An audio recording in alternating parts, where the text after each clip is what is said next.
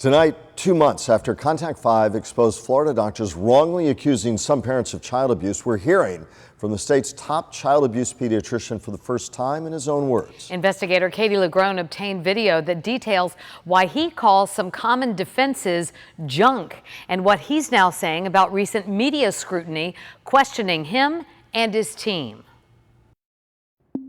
This is video from a 2017 child abuse and neglect conference. A popular defense these days is known as congenital recklessness. And that's Dr. Bruce McIntosh, the state's top child abuse pediatrician, who leads nearly 24 teams around the state dedicated to medically evaluating children for abuse. They say that this could mimic abuse. In this training video we found on a state child welfare site, Dr. McIntosh and a state legal expert describe common defenses for child abuse and why they say those defenses are often false. It's the first time we're hearing state experts talk about how they defend medical findings of abuse against families who fight back.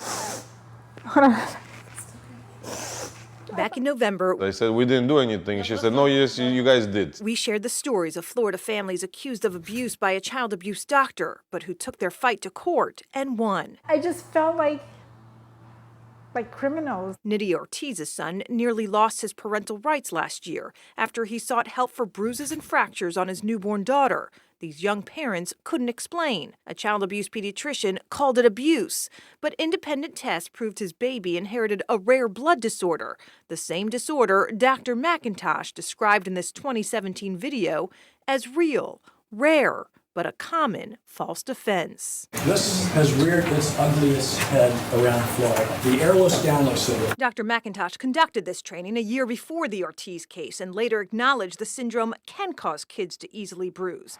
To date, he nor anyone from the state has spoken with us on camera, citing state and federal privacy laws. But in this video, Dr. McIntosh spoke freely on how to combat common defenses, describing some popular witnesses hired by families as carnival people who profit off false explanations not backed up by medicine or science. He travels the country making a six-figure income, testifying in cases where... What should the rest of us take away from watching a presentation like this? They weren't saying that all defenses are false. Linda Shiflett is a former state prosecutor who worked child abuse cases. They were specifying certain defenses and pointing out how the medical science doesn't support them as, in fact, true defenses. We did hear from Dr. McIntosh in an email. He says this training is intended to educate child abuse professionals about false theories and how to counter them to increase the chance that judges and juries will come to the right conclusions. McIntosh adds,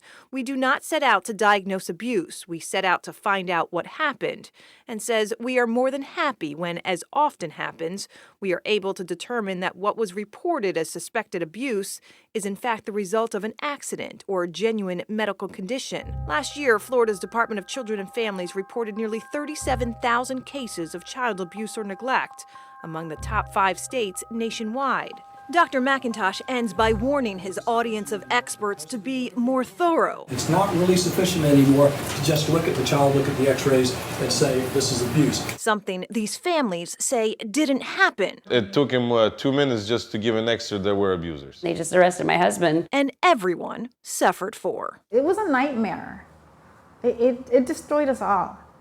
Last month, Florida's chapter of the American Academy of Pediatrics sent this letter to 2 Florida lawmakers countering recent media scrutiny, calling it inaccurate and misleading information about child abuse pediatricians.